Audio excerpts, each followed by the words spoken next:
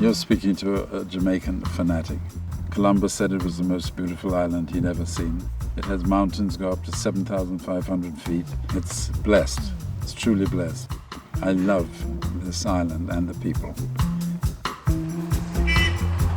Jamaica has all different kind of soil all over the island, so different kinds of fruits, vegetable trees grow here.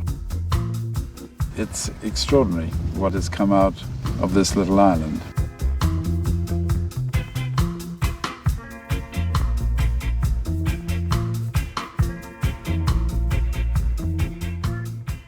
I purchased GoldenEye in 1976. I came here many times before in the 50s when Ian Fleming lived here, because it was my uncle who found the property for him, and he fell in love with it and built the house. He built it really just as a beach house. It was very sparsely furnished at the time. It wasn't, frankly, at all comfortable to be in. In fact, Noel Coward famously called it GoldenEye, nose and throat, because you stayed there one time and it was so uncomfortable. But he wrote all the James Bond books here. And one of the things he said was he doesn't know if he ever been able to have written those books had he not been in a location like this because of the feel it gave him.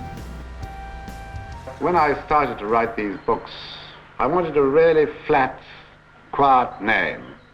And one of my Bibles out here is James Bond's Birds of the West Indies.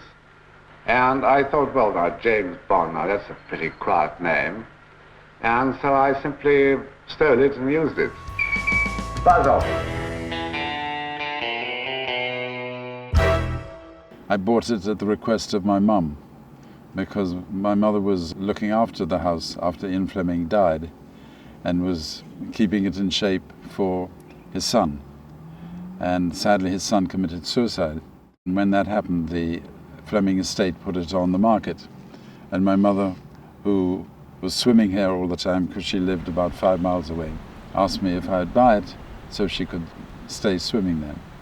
And I said, okay. She started to sort of fix it up a bit. And then I came here a bit, but I've never slept in Ian Fleming's room because I never wanted it to be mine. I always wanted it to be Ian Fleming and all about Ian Fleming. So I'd have people to come and stay now and again, and often people would say, well, why don't you build another couple of houses or something? And eventually I did, all close to the Fleming house, but I never wanted to have anything that would get in the way of the original view and the original way it was.